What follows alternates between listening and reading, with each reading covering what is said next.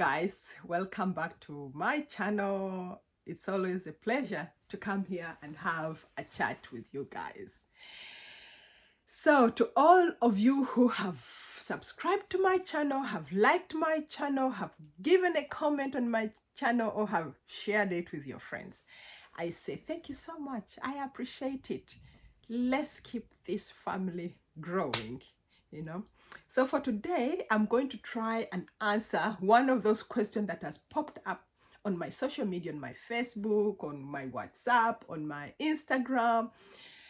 People have always been asking me, Peace, how can we come and study abroad? And this is because I came and studied abroad, and I managed to bring 3 of my siblings who came and studied here abroad. But of course, also, the last video that I made, that I posted about my experience of studying abroad, also has made people more inquisitive. Most people have reached out and asked me, Peace, how can we come and study abroad? How can we do this and that?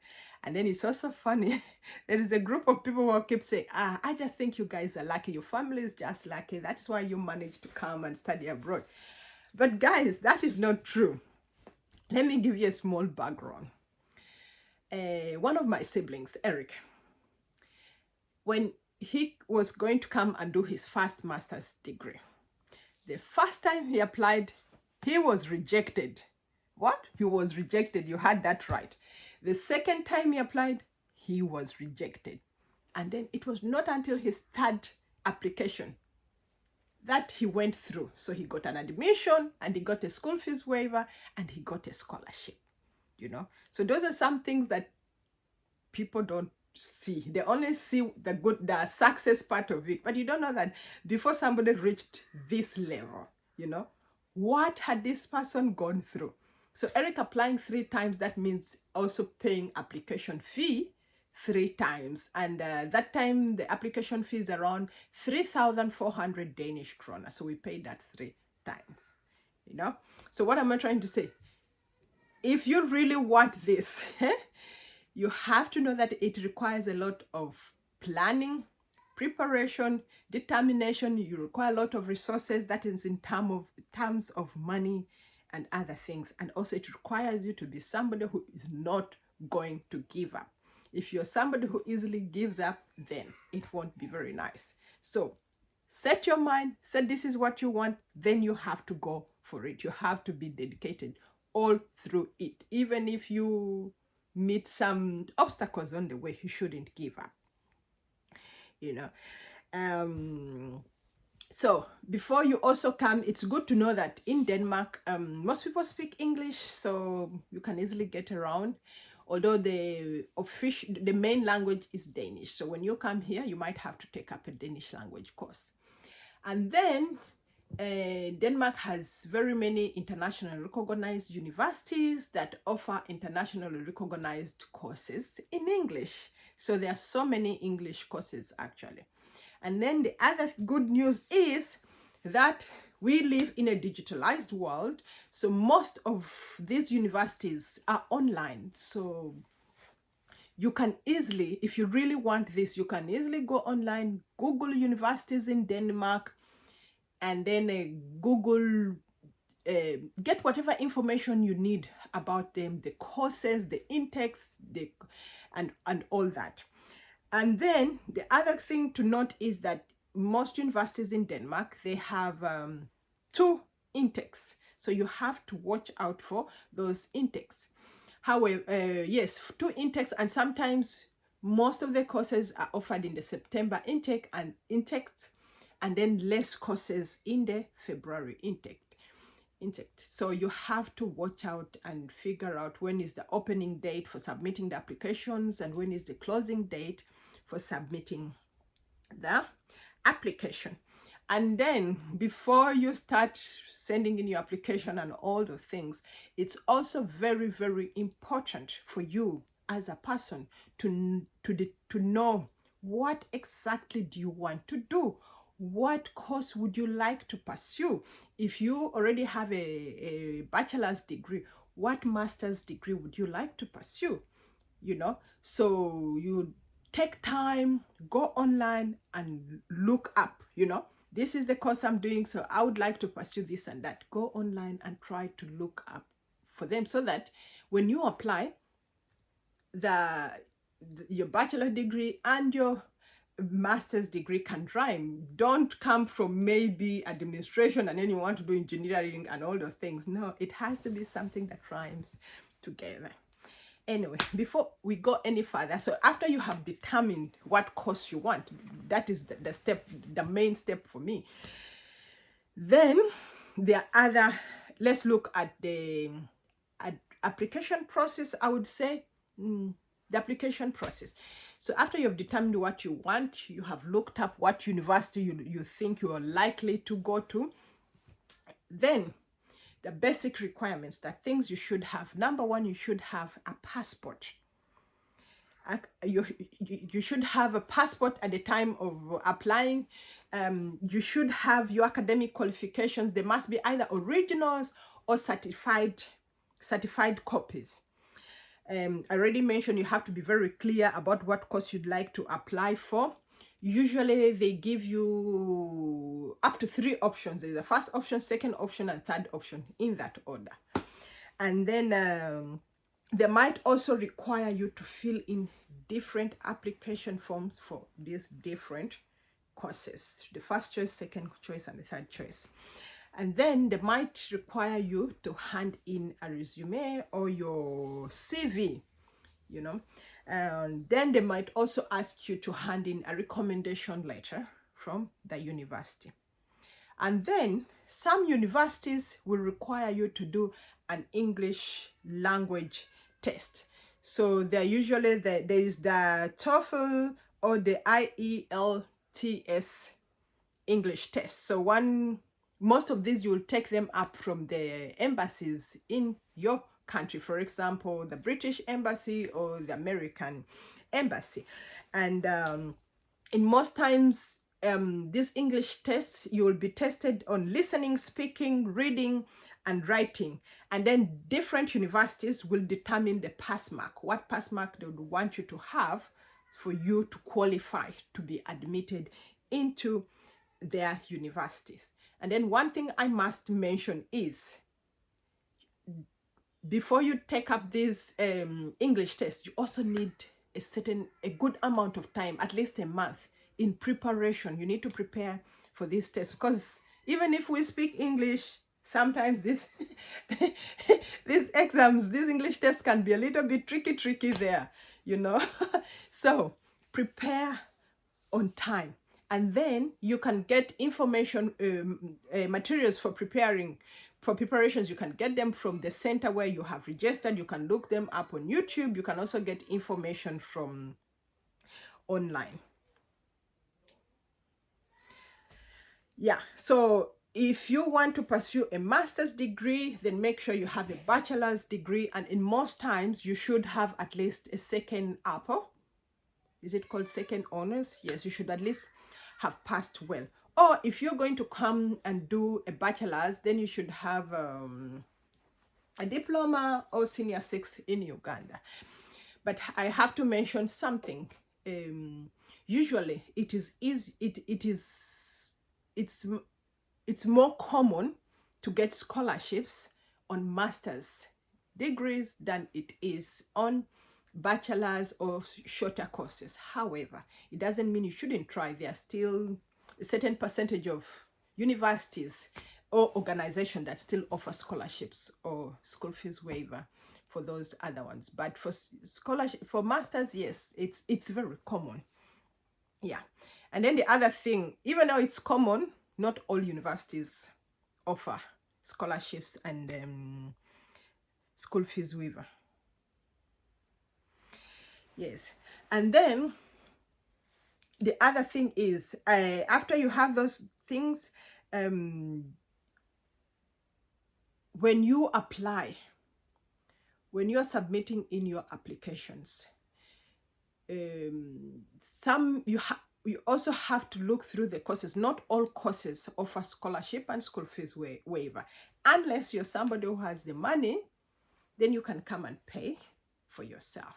Then that is fine. But for those who come from a very humble background and you really think that you can't, it is very advisable. For every course you're going to apply for, make sure to check if they offer any scholarships. So if they do, also some of the universities are going to ask you to hand in a motivation letter for why they should award you this scholarship or school fees waiver. So what is a scholarship? What's a school fees waiver? So I will try to define this from my experience here in Denmark. So with the school fees waiver, what it basically means is you're allowed to come to Denmark, to which university has admitted you, and you study for free. You don't have to pay school fees. As we say in Uganda, you study for free. And with a scholarship, that means they give you a monthly allowance to help you with the living expenses while you study here. So for example, usually with a master's degree, it is 2 years. So that means for 2 years, you are covered. They'll give you this monthly allowance. Sometimes it's up to 8,000 Danish kroner. And also you're covered even during the summer holidays. For example, sometimes summer holidays up to 3 months. So even during the holidays, you still get this allowance to help you. So some universities will ask you to hand in a motivation letter for why you should be considered for a scholarship. And I think while writing your motivation letter, it's okay to be very honest. It's okay to say, I come from a very humble background, and for me to come and pursue this education, I can only do it if I get a school fees waiver, if I get a scholarship. That is a good reason. So don't be shy from being very honest. And also you can describe what this education will mean for you if you're given the opportunity to come and study here. And then also the courses, most of the courses, sometimes they'll also ask you to write individual motivation letters for the different courses that you want to pursue. Why do you want to pursue this course? Of what use is this course going to be to you? So I remember when I was coming to do social entrepreneurship and management, when I was coming to do social entrepreneurship and management, I'll backtrack a little bit. The other thing is also the courses you're going to do. Try to have a good knowledge of it. Try to read through.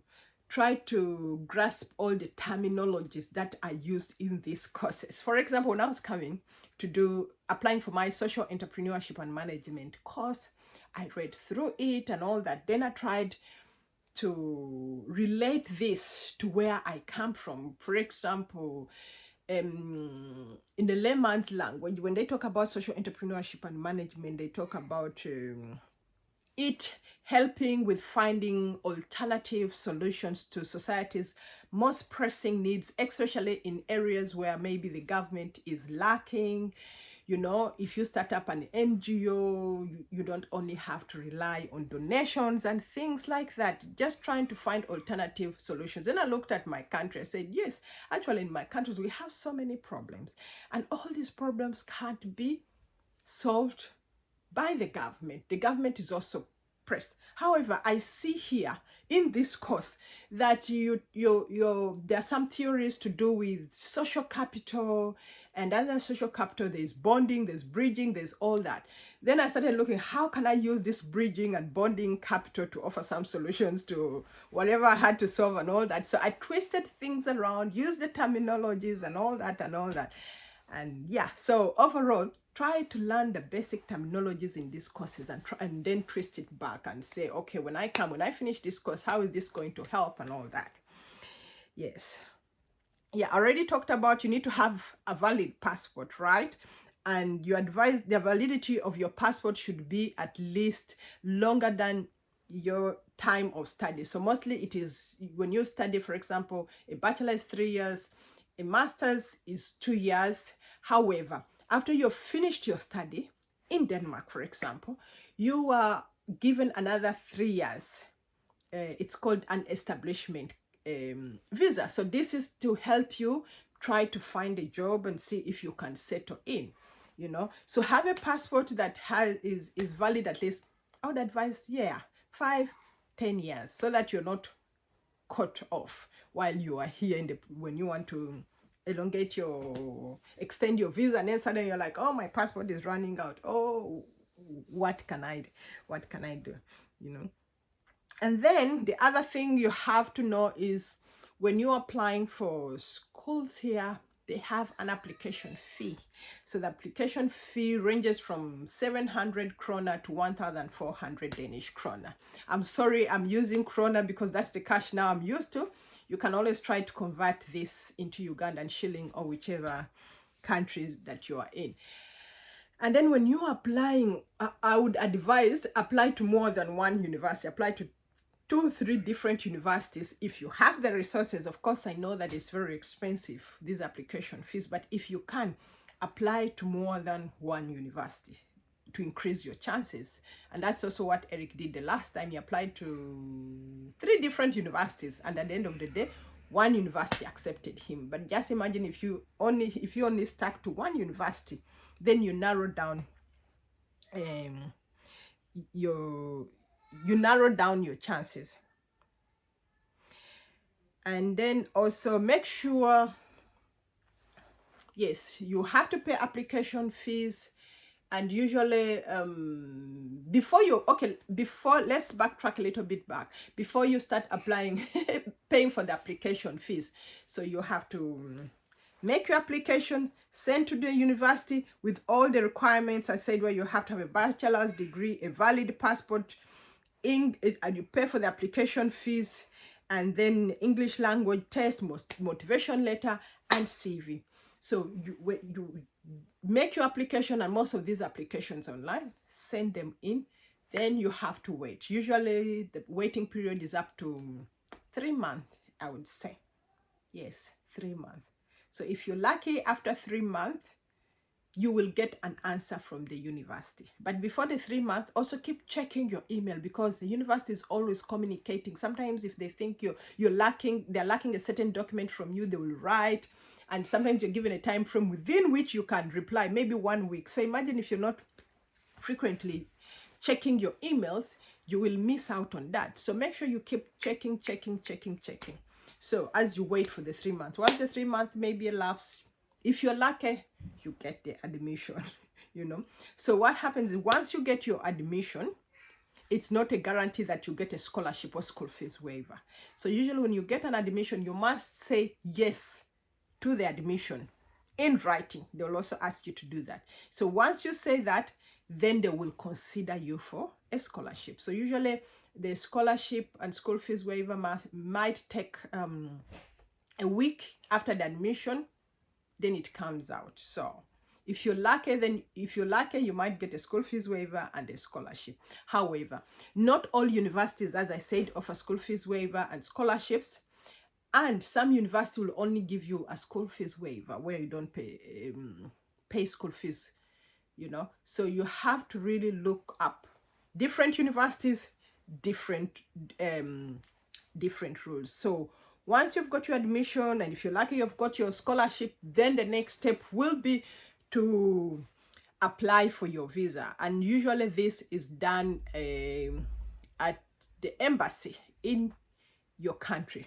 So this is what happens. If you're on a scholarship and school fees waiver, then you don't have so much hassle. The university will write a certain letter and send it to you, and then plus the scholarship letter plus the school fees waiver, together with all your other documents, then your passport and the passport size photograph, then you'll go to the embassy within your country and make your application. However, if you haven't gotten a scholarship and school fees waiver, and you can pay for yourself, before you submit your application for a visa, they will require you to have paid the school fees, and then you also must show proof of that. When you come here in Denmark, you will be able to pay for your living expenses. So the embassy might ask you a certain amount of money that you should show, or your bank statement to show. So after sending in your application, usually, it can take a month or 2. And then also when you have submitted your application, you must be prepared that any time they might call you in for an interview. It is random. Sometimes they don't interview you. The papers that you've handed in are enough. But again, sometimes it's not enough. And then if you're lucky and they decide that they're going to give you the visa, then they will ask you to buy a flight ticket. And the flight ticket is also a little bit pricey. So you remember earlier on I said these things require a lot of planning, dedication, and all those things, lots of resources. So this is where, again, they'll require you to pay for the flight ticket. And then after that, before you come to Denmark as a student, they will also require you to pay you have to pay for a residence. You'll have to pay, oh sorry, what I'm now forgetting what exactly it is. You'll have to pay for your residence permit. Yes, you paid for a visa while you are in your country, and now you have to also pay for a residence permit card, and you'll pay that money online. I don't remember how much money it is, but luckily all the things online, so you can look up online. When you have reached the stage where you have applied for your visa, then you will know the cost by then. So you also have to pay for the residence card. Yes, you have to pay that online before you arrive in Denmark, so that when you come to Denmark, then they'll take also your biometrics, of course, and then they'll give you a residence card while you are here. And then when you arrive here and you are studying here, a few things you must take into consideration and not take for granted. If you're on a scholarship, if you're on a school fees waiver, you must make sure that you complete your study within the time frame given. For example, if it is 2 years, unless you have a good reason of illness, maybe pregnancy and things like that, and with documentation, then the university might accept and extend your study period and still give you the allowance, But if you don't have a good reason, for example, maybe you just failed your paper, because when you're in this scholarship and school fees waiver, you are not expected to fail your exams. So if you do, the university will withdraw. They'll only pay for the period they say, the 2 years. So if you haven't finished within the 2 years, the extended period, you must pay for that yourself. And I can tell you, it is expensive. For example, Roskilde University, that time, it was 35,000 per semester. That is not little money. And on top of that, you must pay for your upkeep, living expenses, and all that. So you must try and finish within the time frame. Sometimes if you have retakes, try to squeeze them and finish them within. Don't wait for it to linger over more than the time you have been allocated. And also the good thing is, usually if you can't finish within that given time frame, write to the admission office, have a chat with them, because at the end of the day, when you need an extension, it is them who are going to write a letter again to the immigration office asking them to extend your period of study here. And then also, the other thing I didn't mention, it's a little bit of mix-up. Bear with me, but I hope you pick out the information that is important. Sometimes it's not a guarantee that now when you've got your visa, you've got your admission, and then you're coming here, that you'll just land here and there will be somebody to pick you and put you in a hostel. No. So you have to try and look online, try to find a hostel. And also sometimes the university can have Facebook pages and all those things where you can communicate with other students and tell them, hey, my name is so-and-so, maybe I'm coming from Uganda, I'm going to be a new student, and I still don't have a place to stay. Can you guys help me find one? So most times people are very kind here and people are very helpful. So overall, coming to study abroad is very, very doable. Do not give up. If this is your dream, it is something that you really want to do, you have all this information online. Read, figure out what you want to do, and then make sure you write a good motivation letter and all those things. Plan ahead. And also remember, just like any business, there is risks in everything. And I say this because I know also sometimes it's very we don't take it for granted that if somebody can raise money for application fee and all these things and apply for a school, there can be a risk whereby you are not also admitted, and then at the end of the day the money just goes like that. So that is also something you must psychologically prepare yourself for, so that you don't really get heartbroken and get depressed and all that. Give it your best shot and don't give up on the first try. If they don't give you the first try, keep pushing, just like my brother Eric did. Otherwise, I hope this information is helpful. I hope you'll be able to get something that can help you in case you're planning to come and study here. Thank you guys so much for watching. Thank you so much for the love. Have a lovely day. Bye.